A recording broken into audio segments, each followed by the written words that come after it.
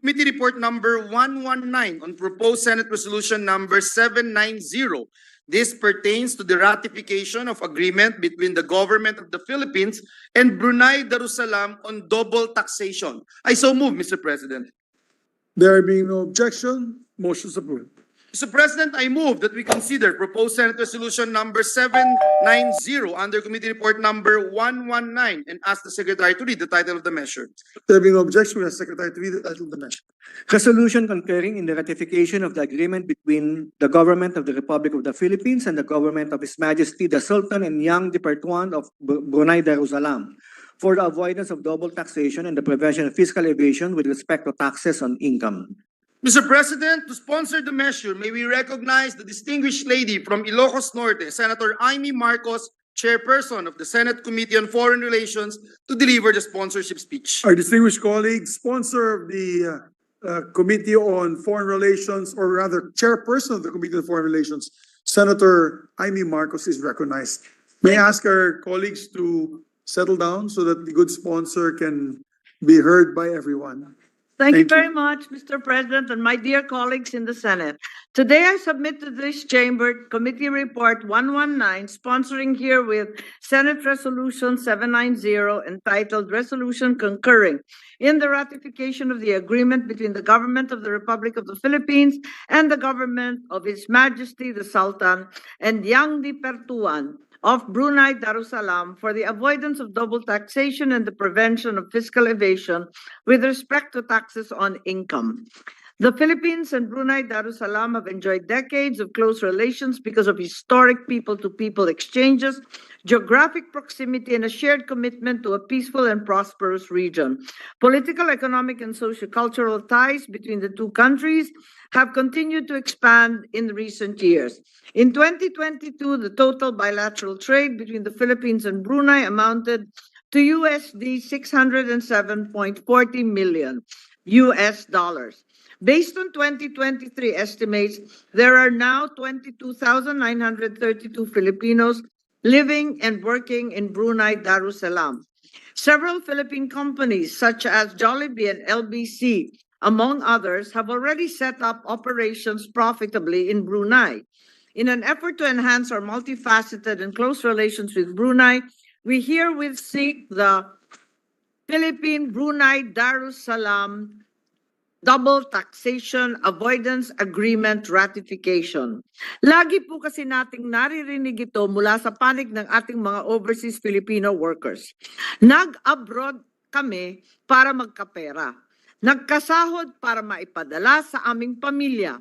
Nung umuwi, nga, resibo na lang pala ang matitira. Itigil na natin ang kabiguan ng pangarap ng ating mga kababayan at pahintulutan na sa lalong madaling panahon na maratifika ang batas na ito. Huwag na nating hayaan na tuloy-tuloy ang doble-dobleng pagbubuwis at iba pang pagbabawas ang gawin sa sweldo sa pinaghihirapan ng ating mga kababayang nagtatrabaho sa kaharian ng Brunei. Under the Philippine-Brunei Double Taxation Avoidance Agreement, business profits will be taxed only in the state where the company is doing business unless that company has a permanent establishment in the other state. Independent personal services, such as professional services by lawyers, engineers, architects, dentists, and accountants, shall be taxed only in the worker's state of residence, provided he does not stay for an aggregate period of over 183 days in any 12-month period. Otherwise, professors, teachers, and researchers who teach or research upon the invitation of any educational institution in the other contracting state shall be exempt from that state's income tax. Likewise, cross-border remittances for students or a trainee's maintenance, education, study, or training shall be exempt from tax, as well as on the grants, allowances, and awards given to them abroad. As with all the other 43 double taxation avoidance agreements that we have previously entered into, the Filipino-Brunei taxation arrangement allocates taxing jurisdiction between the two contracting states, clearly eliminating or mitigating double taxation of income.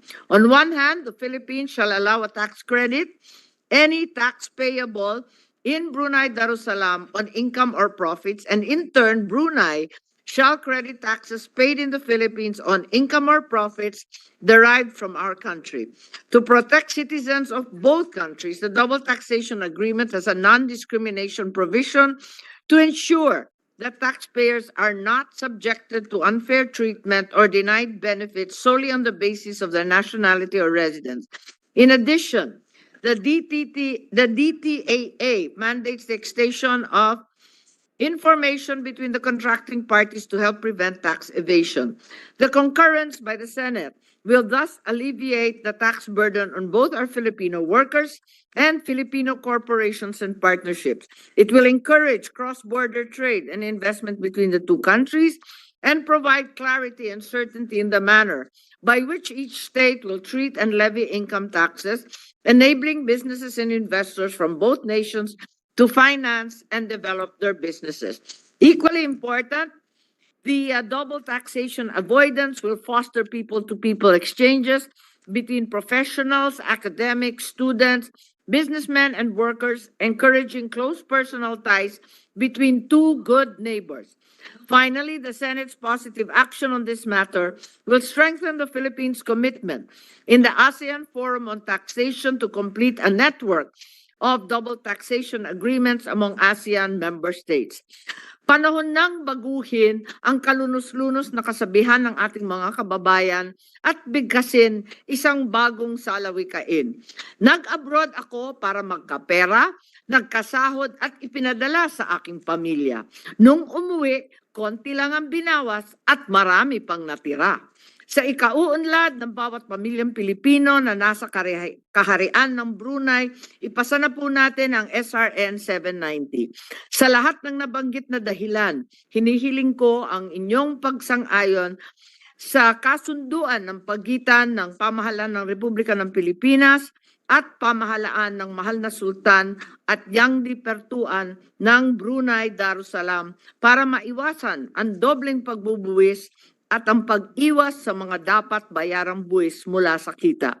Gawin na nating masaya at maunlad ang Paskong parating para sa ating mga kababayan. Iratifika na natin ngayon ang Double Taxation Avoidance Agreement na ito. Maraming salamat sa inyong lahat, mahal na Pangulo at mga kasamahan. Thank you very much, distinguished colleague.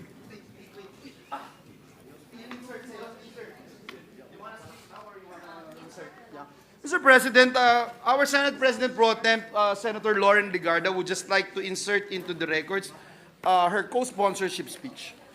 Yes, we take note of the manifestation of the majority. Mr. President, I move that we suspend consideration of proposed Senate Resolution number 790 under Committee Report number 119. I so move, Mr. President. Thank you. Before we suspend, would we know when you want to take it up? Do we want to pass it on second reading before we go on break, or We are, I depending don't on have, our minority floor leader? yeah, may I ask for a minute suspension, Mr. Session President? suspend. President, may I just also be allowed to just insert into the records my co-sponsorship speech, Mr. President? Mr. President, at this juncture, may we recognize the minority leader as he is seeking the floor. We had quite a fruitful discussion, Mr. President, on the sidelines. I move that he be recognized, Yes, Mr. our President, our distinguished minority leader. floor leader, Senator Pimentel, is recognized. Thank you, Mr. President, and let me congratulate our sponsor for her hard work and for her, again, brilliant sponsorship speech, Mr. President. May bago na tayong kasabihan na, na kinumpose ng ating sponsor. At narinig ko rin po yung panawagan ng ating sponsor na kung pwedeng pamasko na natin ito sa ating mga citizens, sa ating mga kababayan andun po sa Kingdom of Brunei. At posible naman gawin ito upon the advice of the majority leader. I think we can do this, and there are precedents that we have done this as far as treaties are concerned, Mr. President. So the minority will interpose no objection should we decide to implement a fast-track procedure for the approval of this treaty, Mr. President, for today. Ang pakiusap lang po ng aking opisina po sa opisina po ng ating sponsor, if we can be provided with some details on how such a treaty is operationalized, Mr. President. Parang in effect the mechanics of how we implement this treaty on the avoidance of double taxation. Because this is not the first time. Marami-rami na rin po tayong treaties na ganyan. So just for the record, Mr. President, so that my office, the Office of the Minority Leader, will have a formal record from the sponsor on how it is operationalized. Just a request, Mr. President. Thank you very much, Mr. President, and certainly we will provide at the earliest possible opportunity the mechanics requested by the good minority leader. At higit sa lahat, maraming salamat sa pamaskong handog mula sa ating minority leader at maipapasa na po ito. Thank you very Salamat much, po, Mr. salamat. President. And we're hoping this can be extended, Minority Leader, to the second treaty that needs to be ratified. Dalawa Yes, po Mr. today. President. This is very important, Mr. President. What we are tackling about, Mr. President, is something that our OFWs in Brunei had been complaining about, Mr. President, and I have had several discussions with them. And so again, we thank the minority leader, our good sponsor. Mr. President, our Senate President Pro Temp is also seeking the floor. I move that she be recognized before we move for the proper motion. So Our move, Mr. distinguished President. colleague and Senate President Pro Tempore, Senator Lauren Legarda is recognized. Thank you, Mr. President. I would like to thank the Chairman of the Senate Foreign Relations Committee for giving priority to the sponsorship of the concurrence in the ratification of these very important treaties and conventions. I recall long ago there have been many treaties on double taxation which were already passed, including the various chairs of the Foreign Relations Committee, including myself, perhaps 10 years ago. But despite our hard work as chair of the committee, we know that there are many pending treaties that still need to be ratified, but they have to be, of course, transferred or transmitted to the Senate first. At the same time, we urge the Executive Department, the Department of Foreign Affairs in particular, to negotiate with all the pending countries where the negotiations are not yet consummated. So may I first congratulate the chair, Senator Marcos. Second, perhaps to ask her if she knows and has the information now, how many more countries where there are working Filipinos, including overseas Filipino workers and professionals, that need to be negotiated by the DFA so that double taxation will not happen, at yung pinaghihirapan nga nila para iuwi sa kanilang pamilya ay hindi na dobleng mapupunta sa estado at hindi na sila mahihirapan. Thank you, Mr. President. Yes, thank you, Mr. President, and we're grateful for the support deriving from our Senate President Pro Tempore, and certainly the list remains long, as Filipinos are found in almost every corner of the globe, but perhaps we should prioritize those countries, particularly in Europe and in the Americas, where there's a great percentage of Filipino migrant workers. Yes. We will provide the list as soon as possible. Thank you very much, and let it be on record that the Senate Committee Chair on Foreign Relations and this representation would urge the DFA to prioritize all these countries, and if you could complete it by next year, by the first quarter, then we would be happy to concur in its ratification. Thank you once again to our Senate Committee Chair, Senator Marcos, and congratulations, isang pamasko ng Senado sa mga overseas Filipino workers. Salamat po. Thank you very much, Mr. President. With that, I move to open the period of interpellations and debate. So move, Mr. President. There being no objection, motion is approved. Mr. President, no member wishes to interpolate or ask any further questions. I move that we close the period of interpellations. There being no objection, motion is approved. Mr. President, with the consent of the body, I move to open the period of amendments. There being no objection, motion is approved. There are no, if I'm not mistaken, there are no committee or individual amendments. I move that we close the period of amendments. There being no objection, motion is approved. Mr. President, with the consent of the body, I move that we approve on second reading proposed Senate Resolution number 790. I so move, Mr. President. There being no objection, motion is approved. Thank you very much, Mr. President. Mr. President, I move to suspend consideration of... May I ask for a minute suspension, Mr. Session President? suspended. Ratify na. And I move that we suspend consideration of proposed Senate Resolution number 790 under Committee Report number 119. So move, Mr. President. Yes, we suspend it until tomorrow. We commit to the sponsor that we'll get the numbers ready for the two-thirds vote. Thank you very much. The consideration is suspended.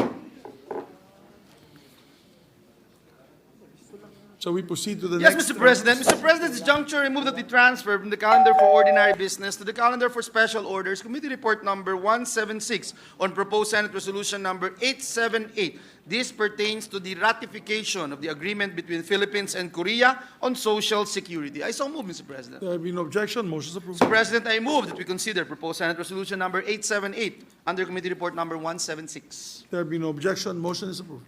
May we ask the Secretary to read the title of the measure? Secretary, please proceed to read the title. Resolution concurring in the ratification of the agreement on social security between the government of the Republic of the Philippines and the government of the Republic of Korea. Thank you very much, Mr. President. Mr. President, sponsored the measure. I move that we recognize the distinguished lady from Ilocos Norte, Senator Amy Marcos, Chairperson of the Committee on Senate Foreign Relations, to deliver her sponsorship speech. The distinguished sponsor, Senator Amy Marcos, is recognized. Thank you very much, Mr. President. My dear colleagues in the Senate, today I submit to this chamber Committee Report Number 176, sponsoring herewith Senate Resolution 878, entitled Resolution Concurring in the Ratification of the Agreement on Social Security between the Government of the Republic of the Philippines and the Government of the Republic of Korea. Social security is a fundamental right of every worker enshrined in Article 22 of the United Nations Declaration of Human Rights. In addition, Philippine state policy requires the establishment, development, and promotion of a sound social security system addressing the needs of Filipinos and promoting social justice protection to all citizens, members, and their families. More urgent and significant, indeed, are these rights enshrined in the United Nations Declaration of Human Rights following last week's approval by this self-same chamber of ILO Convention number 190. In the past few decades, we have seen the rapid pace and effects of globalization, opening up opportunities across economic borders and paving the way for more dynamic migration and integration. At the same time, however, we have also witnessed the exclusion of thousands of overseas Filipinos from Social Security coverage or the diminution of their rightful share in these benefits.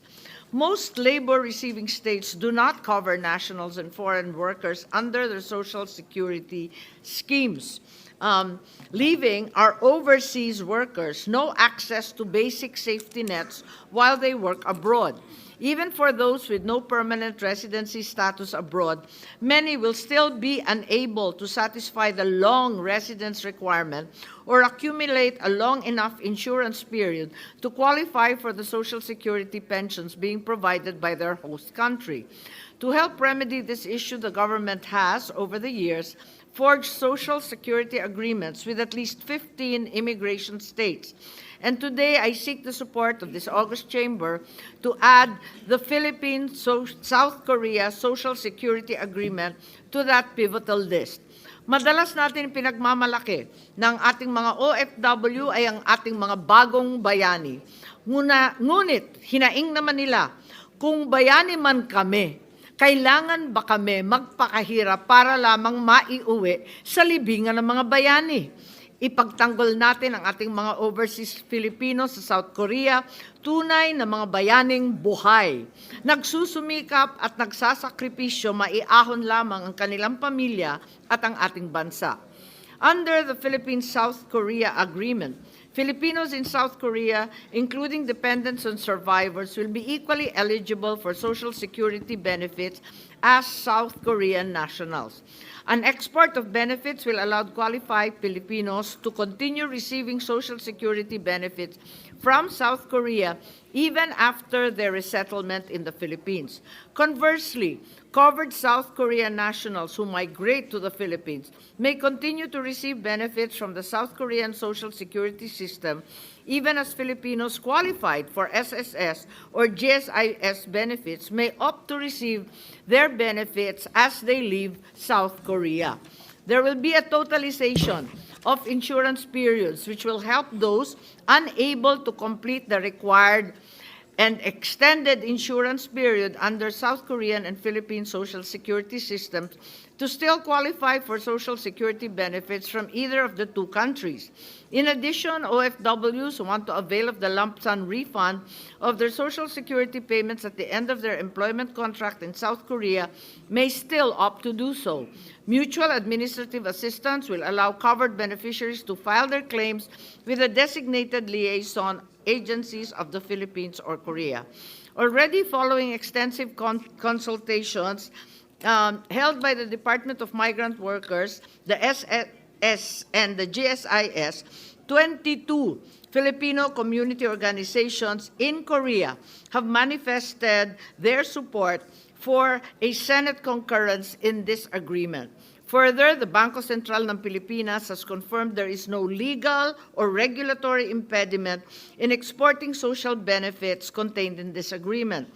With the Senate's early and enthusiastic ratification of the ILO Convention 190 last week, the Philippine-South Korea Social Security Agreement will simply highlight our resolve to protect and defend Filipino labor, whether at home or overseas. Itaguyod po natin ang ating mga OFW sa South Korea. Tunay na mga bagong bayani na mahusay, matatag at higit sa lahat, buhay na buhay sa bawat pagkakataon maiahon ng kanilang pamilya, sabay ng ating bansa. Dapat hindi na kailanman mga hulugan ang salitang bayani sa pagdurusa, pang-aapi o pagsasamantala. Dahil dito hinihingin ko po ang inyong pagsang-ayon sa kasunduan sa panlipunang seguridad sa pagitan ng gobyerno ng Republika ng Pilipinas at Republika ng Korea. Maraming salamat, Ginoong Pangulo, at sa mga kasamahan sa Senado. Thank you very much, Mr. President. Mr. President, again, may I just be allowed to just insert into the records this representation's co-sponsorship speech? Yes, Mr. Mr. President, at this juncture, I move that we open the period of interpellation. So move, Mr. President. There be no objection, motion is approved. Mr. President, no member wishes to interpolate or ask any further questions. I move that we close the period of interpellations and debate. There be no objection, motion is approved. Mr. President, with the consent of the body, I move to open the period of amendments. There being no objection, motion is approved. There being no amendments, Mr. President, I move to close the period of amendments. There being no objection, motion is approved. Mr. President, with the consent of the body, I move that we approve on second reading proposed Senate Resolution number 878. I so move, Mr. President. There being no objection, Senate Resolution number 878 under Committee Report number 176 is approved on second reading. Thank you very much, Mr. President. We again congratulate our hardworking Senate Committee on Foreign Relations Chairperson, Senator Amy Marcos. With that, Mr. President, I move that we suspend consideration of Senate Resolution number 878 under Committee Report number 176. So move, There Mr. being no President. objection, motion is approved. Thank you. Thank you very much, dear sponsor.